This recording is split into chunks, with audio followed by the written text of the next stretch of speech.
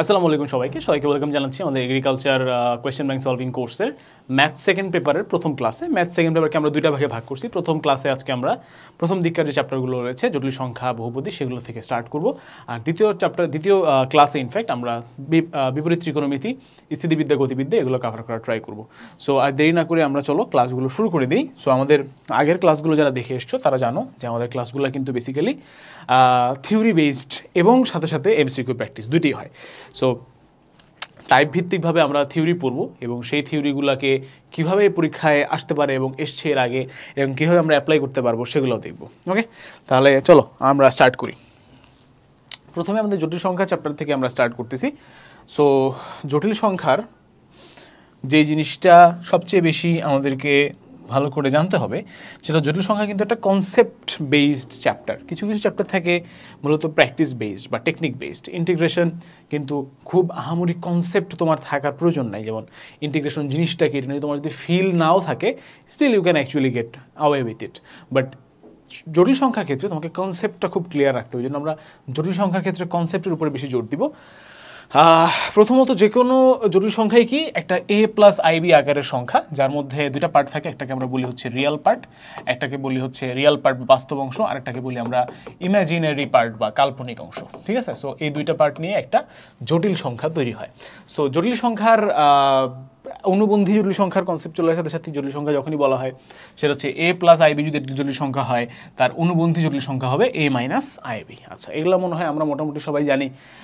যদি একটি জটিল সংখ্যাকে z দ্বারা প্রকাশ করা হয়, তার অনুবন্ধী জটিল সংখ্যাকে হচ্ছে z বার দ্বারা প্রকাশ করা হয় এবং z সমান a প্লাস আইবি হলে z বার হচ্ছে a মাইনাস আইবি হবে। ওকে ফাইন, এই তো। সো মোটামুটি জটিল সংখ্যাকে আমরা অ্যাকচুয়ালি কী করতে পারি বলতো, একটা অক্ষের উপরে প্রেজেন্ট করতে পারি, যেখানে এই এক্স অক্ষে আমরা হচ্ছে সমস্ত রিয়েল সংখ্যাগুলোকে রাখি আর ওয়াই অক্ষে হচ্ছে আমরা সমস্ত ইমাজিনারি সংখ্যাগুলোকে রাখি এবং দেন আমরা সেই অনুযায়ী হচ্ছে যে কোনো একটা পার্টিকুলার পয়েন্ট যদি a, b হয়, দেন ওই সংখ্যাটা হচ্ছে a প্লাস আইবি। এভাবে আমরা জটিল সংখ্যাকে রিপ্রেজেন্ট করে থাকি। Okay nice. সো কিছু গুণাবলী পড়ি জটিল সংখ্যার। যদি a প্লাস আইবি সমান 0 হয়, তার মানে কি এও 0 বিও 0, এছাড়া কখনোই কি হতে পারবে না, 0 হতে পারবে না। যদি দুটি জটিল সংখ্যা একে অপরের সমান হয়, সেক্ষেত্রে অবশ্যই এর বাস্তব পার্টের সমান হতে হবে এবং কাল্পনিক অংশের সমান হতে হবে। সো a = c হবে এবং b = d হবে। দুইটা অনুবন্ধী জটিল সংখ্যার যোগফল এবং গুণফল উভয়ই হবে বাস্তব সংখ্যা। This is an interesting thing. দুইটা অনুবন্ধী জটিল সংখ্যা যদি আমরা যোগ করি, তাহলে আমরা কি পাবো, একটা বাস্তব সংখ্যা পেয়ে যাচ্ছি। আবার দুই অনুবন্ধী জটিল সংখ্যা যদি আমরা গুণ করি, তাহলে আমরা পাচ্ছি একটা বাস্তব সংখ্যা a² + b²। আচ্ছা, অনুবন্ধী নয় এমন দুটি সংখ্যার যোগফল, বিয়োগফল, গুণফল, ভাগফল কোনো যা কিছুই তুমি করো না কেন, কখনোই তুমি বাস্তব সংখ্যা পাবা না। সবসময় তোমাকে জটিল সংখ্যার মধ্যেই থাকতে হবে।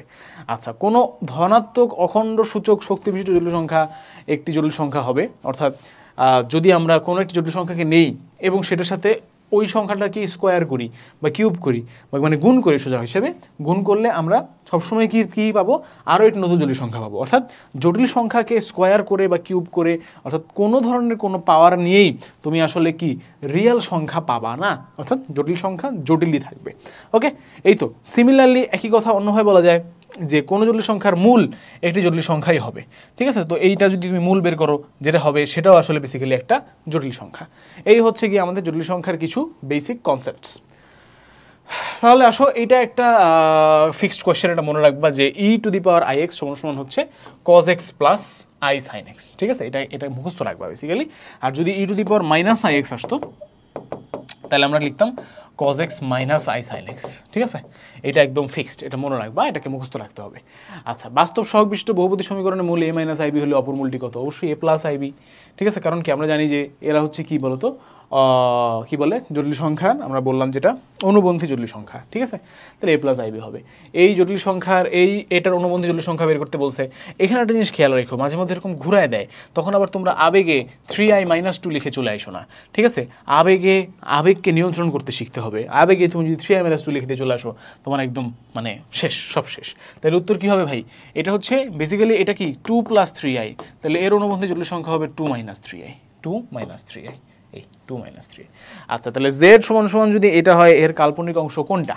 তাহলে একটু খেয়াল করে দেখো, এখানে বেসিক্যালি যে এটাকে যদি আমরা একটু ভাঙি তাহলে আমরা কি পাচ্ছি, -4/i + 3 পাচ্ছি না? তার মানে এইটা কিন্তু আসলে রিয়েল পার্ট, আর এটা হচ্ছে আমাদের কাল্পনিক পার্ট। সুতরাং কাল্পনিক পার্ট হিসেবে আমাদেরকে, আর আরেকটা জিনিস হচ্ছে যে আমরা বেসিক্যালি এভাবেও রাখবো না, ঠিক আছে? আমরা এটাকেও হচ্ছে টোটালটাকে এইখানে যদি আমরা হচ্ছে এভাবে গুণ দিই, -4i / i² দেওয়া যাবে না? অবশ্যই দেওয়া যাবে। তাহলে আমি কি এখানে লিখতে পারি না বেসিক্যালি যে এই i² মানে কি ভাই আবার -1, তাহলে বেসিক্যালি 4i + 3 লেখা যায় এটাকে। তাহলে বেসিক্যালি 4 হচ্ছে কি আমাদের কাল্পনিক অংশ, ঠিক আছে? This is an important thing. মাঝে মধ্যে কিন্তু এরকম প্রশ্ন আসতে পারে, যদিও এটা ঢাকা ভার্সিটিতে আসছিল, বাট তোমাদের জন্য ইম্পর্টেন্ট। তো এই যেটা বলতেছিলাম, জটিল সংখ্যাকে আসলে আমরা কি করতে পারি, একটা পোলার স্থানাঙ্ক বা হচ্ছে তোমার স্থানাঙ্ক ব্যবস্থার মধ্যে আমরা প্লেস করতে পারি, এবং জাস্ট লাইক আমরা সরল রেখায় যেমন পড়ে এসেছি, কি থাকে, দূরত্ব থাকে, আর এবং থেটা থাকে, এখানেও আর এবং থেটা আছে। এখানে আমরা আরকে বলা হচ্ছে মডুলাস, আর থেটাকে বলা হচ্ছে আর্গুমেন্ট। আমরা সরলরেখা চ্যাপ্টারে এই জিনিসটা খুব ভালো মতো দেখিয়েছি যে চারটা কি বলে চতুর্ভাগের মধ্যে কোন ভাগে কত অ্যাঙ্গেল থাকবে, এটা যেমন জানা যায় ক্লিয়ারলি, সেই সেম কনসেপ্টটাও এখানে ব্যবহৃত হবে।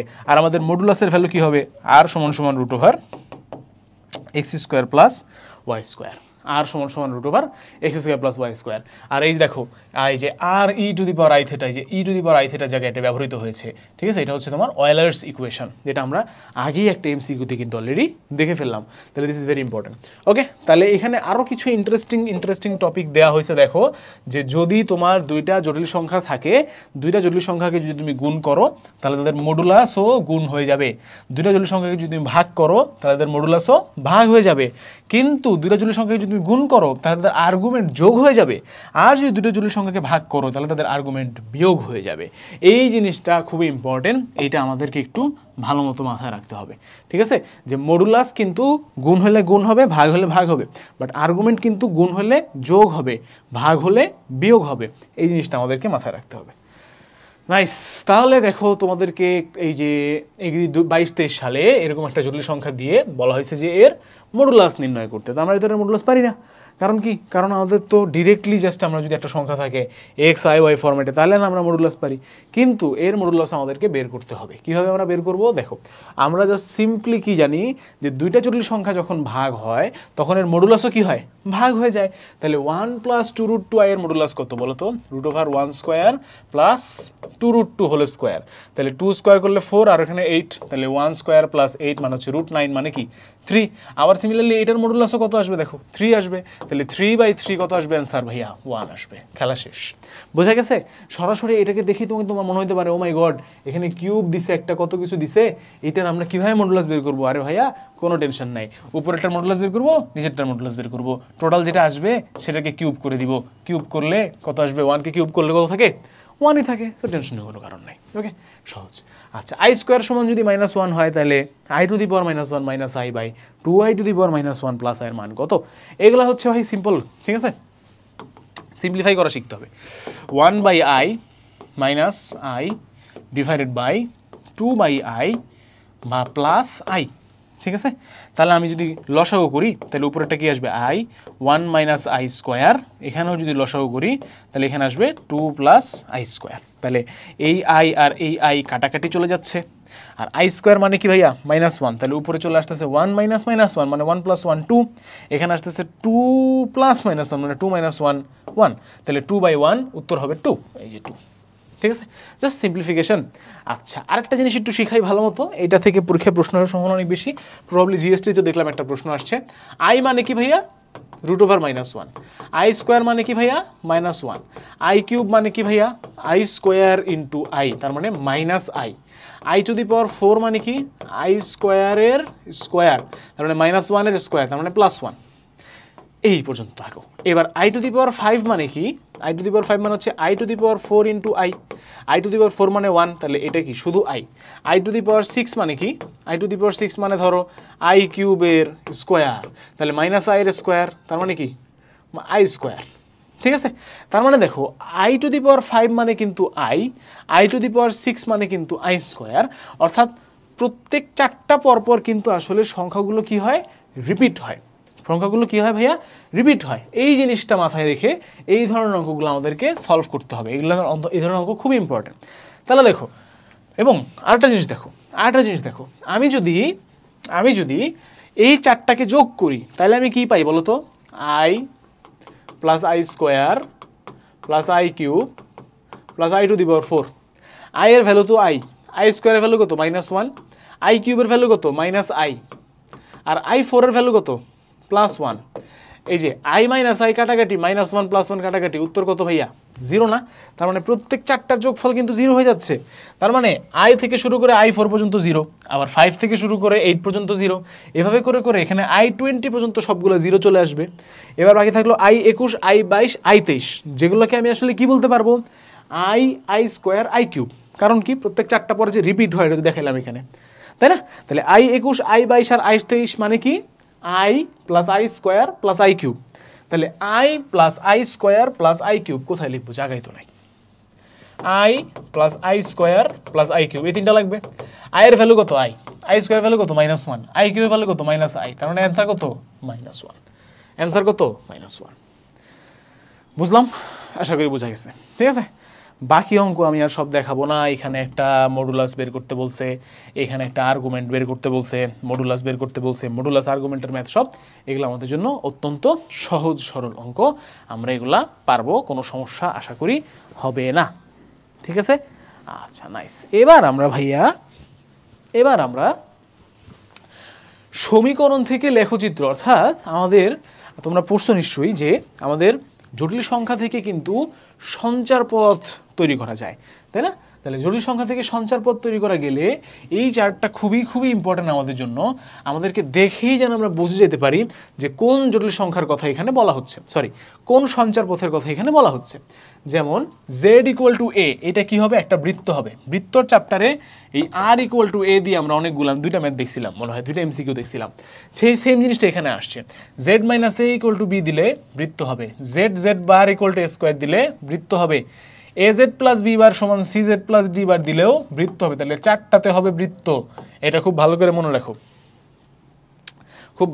রাখো ওকে আচ্ছা সরল রেখা কখন হবে z + a = z + b হলেই একটাই আছে সরল রেখা আর উপবৃত্ত কখন হবে z + a + z + b = c হলেই প্লাস সাইন হলে হবে উপবৃত্ত আর মাইনাস সাইন হলে হবে অধিবৃত্ত ঠিক আছে ভেরি ইম্পর্টেন্ট এই চারটা ভাইয়া কারণ এখান থেকে আমাদের প্রশ্ন আসতে পারে এখন দেখো আমরা জাস্ট দেখে অ্যান্সার বলবো z - 2 = 5 কোনটার সাথে মিলে দুই নাম্বারের সাথে মিলে না উত্তর কত বৃত্ত z + 5 + z + 5 কোনটার সাথে মিলে 6 নাম্বারের সাথে মিলে না উত্তর কি উপবৃত্ত আর উপবৃত্ত মানে হচ্ছে এলিপস ঠিক আছে এই এখন জাস্ট এইভাবে আমরা এখানে আর নাই বাট এই ধরনের প্রশ্ন আসলে আমরা ইজিলি সলভ করতে পারবো ঠিক আছে তাহলে আমাদের কি করতে হবে ভাইয়া এই চার্টটা খুব ভালো করে খেয়াল রাখতে হবে এই চার্ট থেকে প্রশ্ন আসলে যাতে আমরা সরাসরি অ্যান্সার দিতে পারি কোনো সমস্যা না হয় না এবার বর্গমূল নির্ণয় এবার কি করব আমরা উল্টা দিকে আসছি এতক্ষণ তো বর্গ করছি কিউব করছি ভালো কথা এখন বর্গমূল নির্ণয় করতে হবে তাহলে ধরো এরকম প্রশ্ন আসে যে 9 + 40i এর বর্গমূল কত তাহলে সবসময় আমরা জানি যে কোনো একটা জটিল সংখ্যার বর্গমূল কিন্তু আরেকটা জটিল সংখ্যা তাই না এই অঙ্কটা এখানে করে দেওয়া আছে এটা এক্সপ্লেন করি এই যে এইটার বর্গমূল কি আরেকটা জটিল সংখ্যা তাহলে আমরা ধরে নেই যে এইটার বর্গমূল ওরা এখানে কিভাবে করছে না আমি এইভাবে যাব না আমি একটু অন্য নিয়মে করবো আমি আমার নিয়মে করি এখানে আচ্ছা এইটাই করে দিলে 9 + 40i এইটার √= x + iy ধরা যায় আর একটা জটিল সংখ্যা যেহেতু আমরা জানি যে কোনো জটিল সংখ্যার বর্গমূলের ভ্যালু কি হবে জটিল সংখ্যাই তো হবে ধরলাম এবার কি করব স্কয়ার করি উভয় সাইডকে তাহলে 9 + 40i = এদিকে কি আসবে x² + i² y² + 2xyi ঠিক আছে এদিকে কি আসবে 9 + 40i = x² - y² হয়ে যাবে কারণ এটা কি i² = -1 আর এদিকে থাকবে 2xyi এখন দেখো যেহেতু এরা সমান তাহলে রিয়েল পার্ট সমান রিয়েল পার্ট হবে তাহলে আমরা কি পাচ্ছি x² - y² = 9 আর যেহেতু এরা সমান তাহলে এই পার্ট সমান ইমাজিনারি পার্ট হবে তাহলে 2xy = 40 এখন বলো তোমরা ছোটবেলায় এই ধরনের অঙ্ক করছো না অবশ্যই করছো এই ধরনের অঙ্ক তাই না আচ্ছা তাহলে দেখো ভাইয়া এখন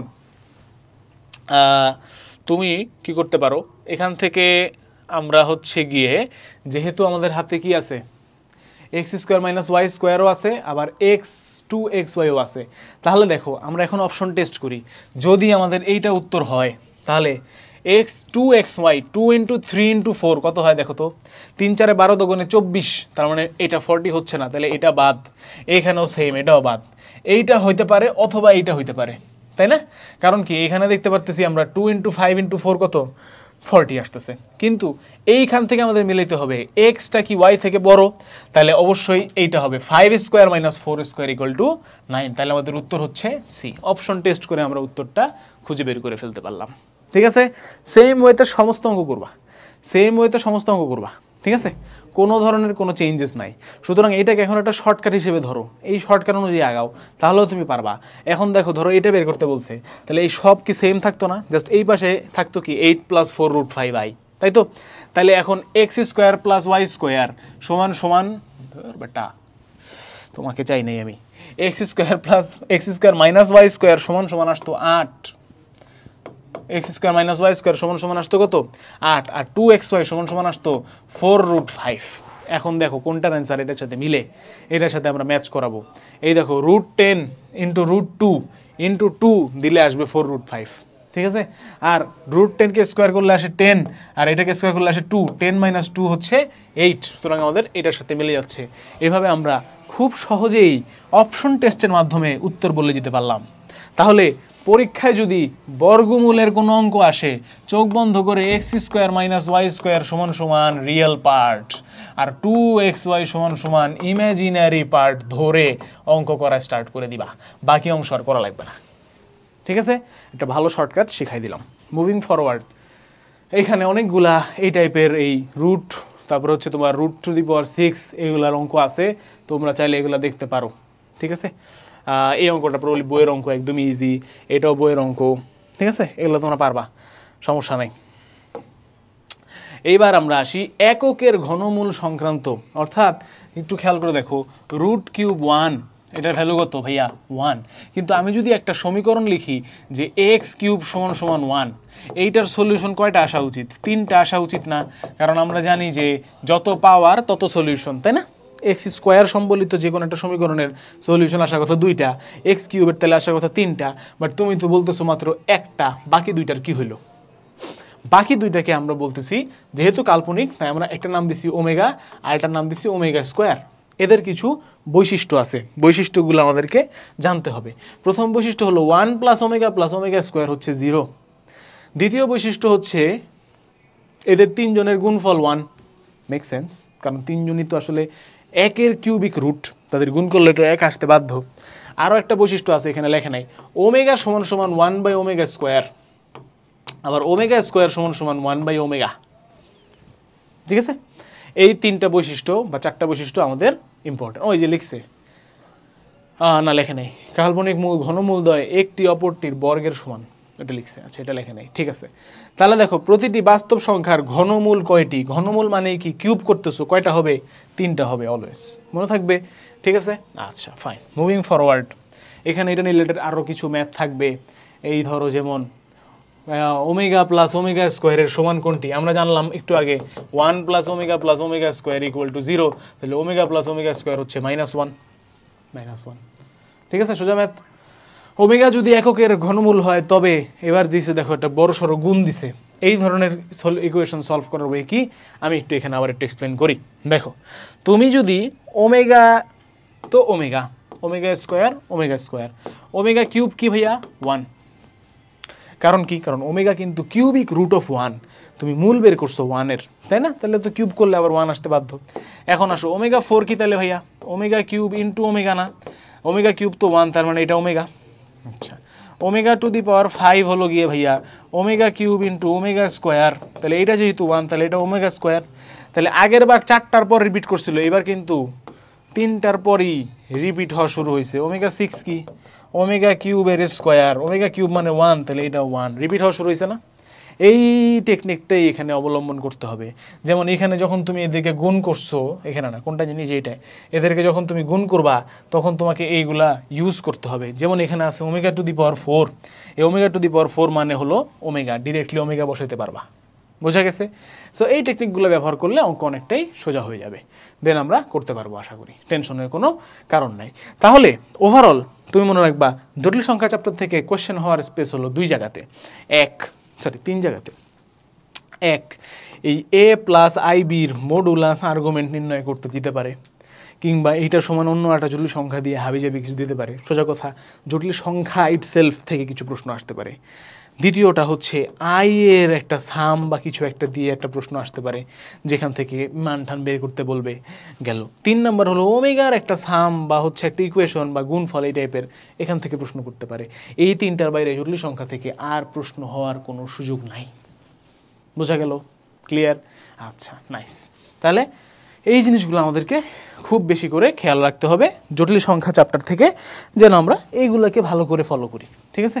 কারণ এই বেসিক জিনিসে ছোট ছোট জিনিসে যদি সমস্যা থেকে যায় ভাইয়া, তাহলে কিন্তু বিপদ, তাহলে বেশ বড় সড় বিপদ। আচ্ছা,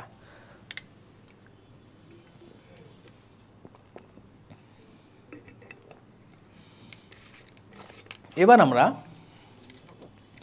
বহুপদী চ্যাপ্টারটাতে আসলাম। এখান থেকে প্রশ্ন আরও কম আসে, টু বি অনেস্ট।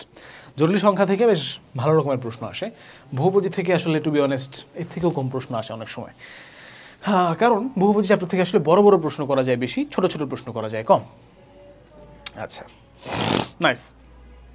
তাহলে আমরা জানি ছোটবেলা থেকে ax square plus bx plus c equal to 0, এই টাইপের কোনো দ্বিঘাত সমীকরণের মূলদয় হচ্ছে x equal to minus b plus minus root over b square minus 4ac by 2a।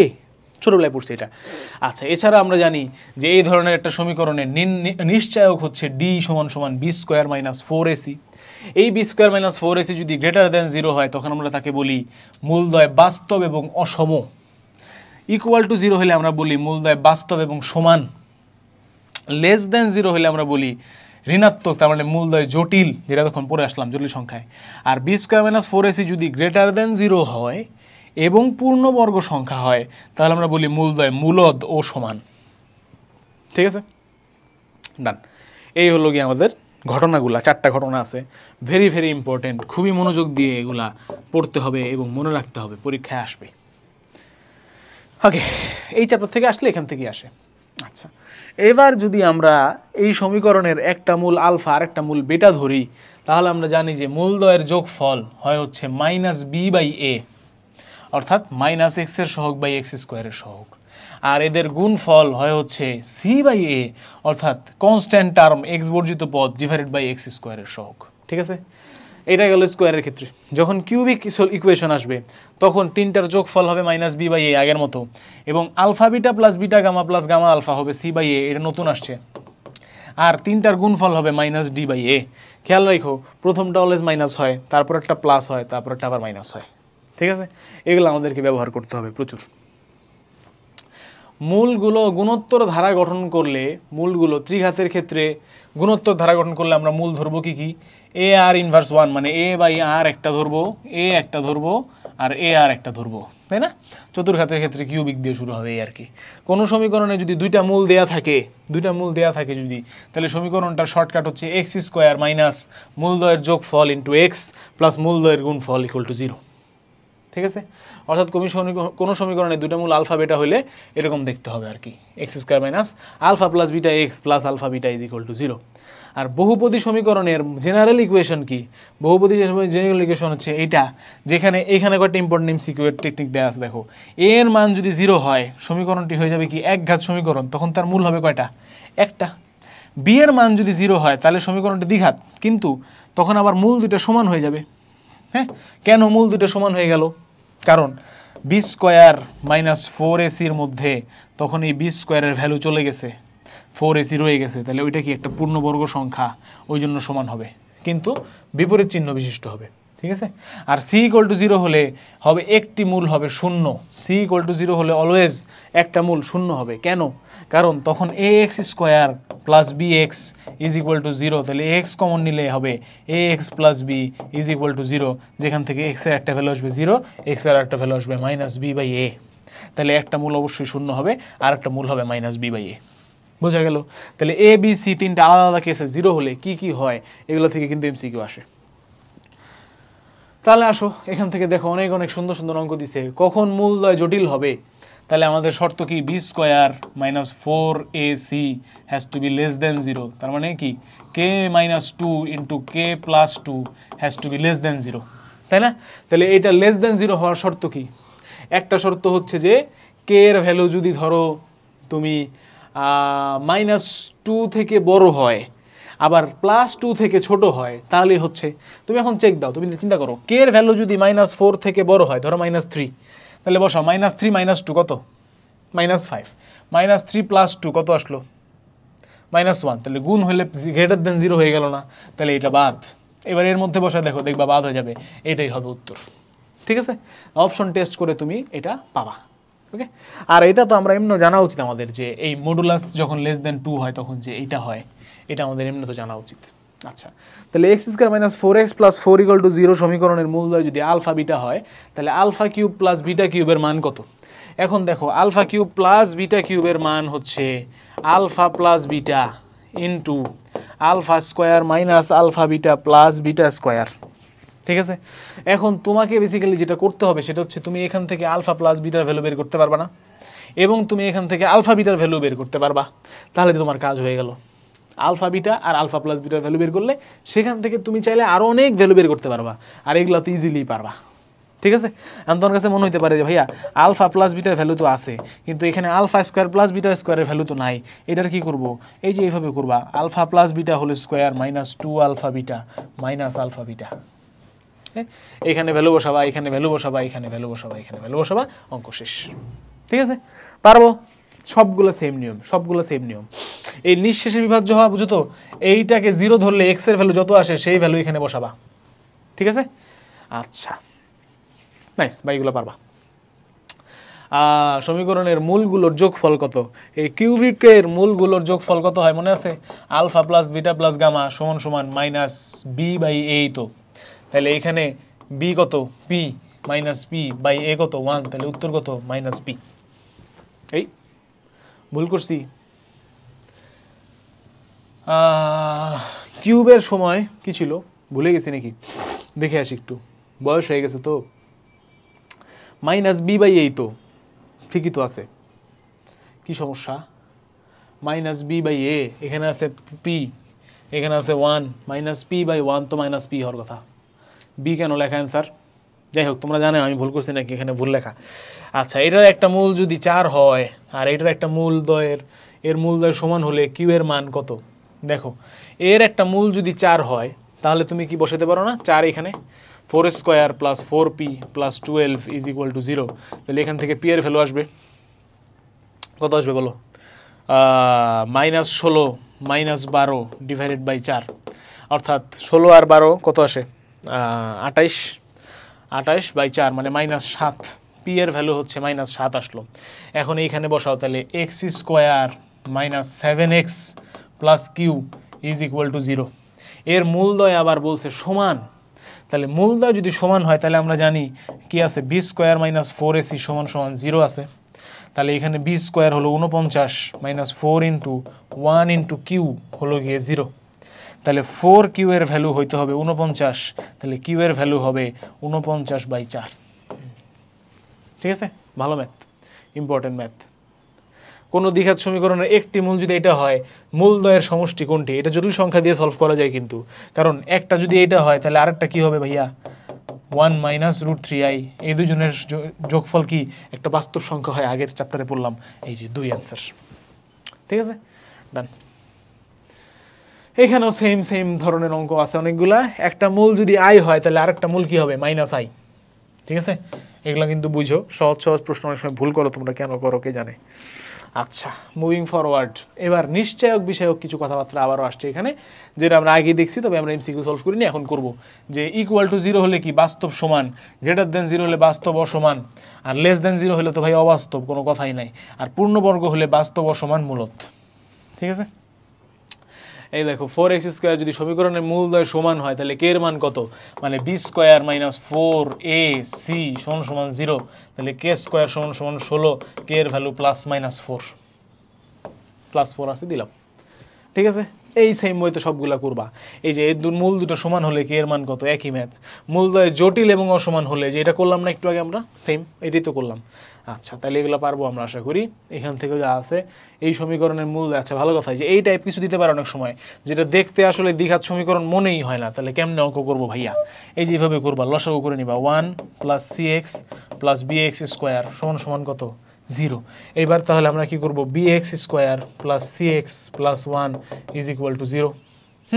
এইবার এই সমীকরণ থেকে তোমার কি করতে হবে, মূলদ্বয় সমান বানাতে হবে। তাহলে যে বি স্কোয়ার হলো এখানে সি স্কোয়ার -4ac সমান সমান কত, 0। তাহলে বলছে কোনটি সঠিক, সি স্কোয়ার সমান 4b সঠিক হবে। এই যে এটা, এই নাম্বারটা সঠিক, ঠিক আছে। আচ্ছা, পারবা আশা করি। এবার মূল হতে সমীকরণ নির্ণয়, this is an important concept. যে যদি তোমাকে শুধু মূল দেয়া থাকে অথবা মূল সম্পর্কে হিন্টস দেয়া থাকে, তাহলে সেখান থেকে যেন আমরা সমীকরণ নির্ণয় করতে পারি। হ্যাঁ, তাহলে p + iq যদি হয় একটি মূল, তাহলে তার সমীকরণটি হবে এইটা। কোত্থেকে পাইলাম, ওই যে x² মাইনাস মূলদ্বয়ের যোগফল, হ্যাঁ, ইন্টু এক্স প্লাস মূলদ্বয়ের গুণফল = 0, ওই কনসেপ্ট থেকে পাইলাম। ঠিক আছে, এই সবগুলা একই কনসেপ্টে বের করা হয়েছে। এই তো দেন এখানে দেখো বেশ কিছু অঙ্ক আছে। পূর্ণ সংখ্যা সহ ত্রিমাত্রিক সমীকরণ যার একটি মূল হলো √5 - 1, তার মানে বেসিক্যালি -1 প্লাস √5i নাকি -√5i, -√5i, -1 প্লাস না মাইনাস তো -1 -√5i, -1 -√5i। হ্যাঁ, তারপরে কি বলছে, যে সেটার দ্বিমাত্রিক সমীকরণ, সরি ত্রিমাত্রিক বলছিলাম, দ্বিমাত্রিক, তাহলে তো সোজা আরেকটা রুট কি, -1 প্লাস √5i। এবার x² মাইনাস এদের দুজনের যোগ ফল করো, কত, এই দুটো যোগ করলে কত হবে, -1 -1 মানে -2x প্লাস এই দুজনের গুণফল করো, এই দুজনের গুণফল হবে হচ্ছে -1 -√5i, তো 5 আর 1 6, 6 = 0। এটি হবে সমীকরণ। এই দেখো x² + 2x + 6 = 0। শেষ হয়ে গেল।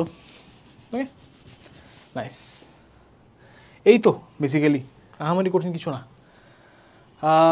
হ্যাঁ, মাঝে মধ্যে এই ধরনের অঙ্ক দেয় যে ax² + bx + c = 0 হলে, মানে 0 এর মূলদ্বয় আলফা বিটা হলে -α - বিটার সমীকরণ কোনটি? একদম সহজ, যেখানে যেখানে x আছে ভাইয়া, যেখানে যেখানে x আছে সেখানে সেখানে কি বসাবো, -x বসাই দিব। 1/α 1/β, তখন কি করব, যেখানে যেখানে x আছে সেখানে সেখানে 1/x বসাই দিব। ভাইয়া -1/α -1/β, মাইনাসও আছে উল্টাইছেও, তাহলে কি তুমিও মাইনাস করবা, উল্টাই দিবা x কে। 2α 2β, তখন x/2, -2α -2β, 2α হলে x/2 হয়, -2α কি হবে, -x/2, কমন সেন্স করলাম। আলফা +1 বিটা +1, +1 করলে তুমি করবা -1, -1 করলে তুমি করবা +1। আর সিম্পল হিসাবে আলফা প্লাস বিটা এবং আলফা বিটা মূল বিশিষ্ট সমীকরণ, এইটা যখন a = 1, এটা আলাদা হিসাবে এটা বাদ। তাহলে এখন পারবো না আমরা, যদি আলফা বিটা হয় তাহলে 1/α 1, এটা কি করবো, যেখানে যেখানে x এখানে এখানে 1/x বসাই দিব, কাহিনী শেষ। এটা কি করছে, এটা ভুল সলিউশন আসছে জায়গায়, এটা ভুল সলিউশন আসছে। কি করবা, 1/α 1/β যাচ্ছে, তাহলে 1/x বসাই দিবা, শেষ। ঠিক আছে, এই তো এইভাবে আমরা অঙ্কগুলা করতে পারবো। আর ত্রিঘাত রাশির কিছু সমস্যা আছে, খুবই রেয়ার, এগুলো দেখো সারা জীবনে খুঁজে খুঁজে এই কয়টা অঙ্ক আনা হয়েছে, তার মধ্যে একটা আবার ডিউর, বাকি 2013-14 সালের। এগুলোতে বেশি সময় দিয়ে সময় নষ্ট করে লাভ আছে বলো? আমি তোমাদেরকে সেই জায়গাতে সময় বেশি দিচ্ছি যে জায়গা থেকে প্রশ্ন আসবেই, বোঝা গেছে? আচ্ছা, তোমরাও ভেবো না যে ভাইয়া শুধু স্কিপ করে, স্কিপ করবো আবার আমি এক স্লাইডই অনেকক্ষণ 10 মিনিট ধরে থাকবো, ডিপেন্ড করতেছে ইম্পর্টেন্সের উপরে। ঠিক আছে, এই যে আরেকটা টপিক ত্রিঘাত রাশির সমস্যা বলি, এখান থেকে অনেক কম প্রশ্ন আসে, বাট তারপর আমরা এই 3টা কিন্তু অলরেডি পড়ে ফেলেছি। ঠিক আছে, এখন এখানে কিছু স্ট্যান্ডার্ড রেজাল্ট আছে, এগুলো তোমরা দেখলে তোমাদের অঙ্ক হুবহু পরীক্ষায় আসলে মিলে যাবে, কমন পড়বে আর কি। যে px² + qx + 1 = 0 আর qx² + px + 1 = 0 সমীকরণের সাধারণ মূল থাকবে যদি p + q + 1 = 0 হয়। এটা অনেক অপশনে দেয় যে কোন কেসে সাধারণ মূল থাকবে। ঠিক আছে, এইটা পূর্ণবর্গ হবে যদি h² / a² + k² / b² = 1 হয়। এই ধরনের প্রশ্ন তোমাদের আসতে পারে। আচ্ছা, তাহলে এই দেখো, এই যে কিউবিকের সমষ্টিগুলোর মূলগুলির সমষ্টি কত, alpha plus beta plus gamma. এখানে দেখো x² এর টার্ম কিন্তু নাই, তার মানে কি 0/something, উত্তর কত হবে, 0। ইজি। আচ্ছা, এই যে তিনটার মূলতলের সমষ্টি কত, এই -2/1, তাহলে -2। ওকে, এখানে দেখো ওই যে 1 + m + n এর মান, মানে যোগফল যাচ্ছে, এখানে x² টার্ম নাই, তাহলে কি হবে উত্তর 0। বোঝা গেছে, একদম ইজি, ঠিক আছে, নট দ্যাট ডিফিকাল্ট। এখানে দেখো চাইছে alpha beta plus beta gamma plus gamma আলফার ভ্যালু কত, কোনটা হবে, c/a, c/a করে ফেললাম, ডান। সো এই হচ্ছে কি আমাদের লেকচার। আমাদের এইটা ছোট হয়ে গেছে, প্রবাবলি কোন এক্সটাও এটার সাথে ইনক্লুড করে ফেললে বেটার হইতো, বাট ডাজন্ট ম্যাটার, পুরো সিলেবাস আমরা কমপ্লিট করতেছি। কোনিক্স, বিপরীত ত্রিকোণমিতি, স্থিতিবিদ্যা, গতিবিদ্যা পেয়ে যাবা পরবর্তী লেকচারে। সো আজকের মতো এখানে শেষ করতেছি। সবাই ভালো থাকবে, সুস্থ থাকবে, আল্লাহ হাফেজ, দেখা হচ্ছে পরবর্তী ক্লাসে।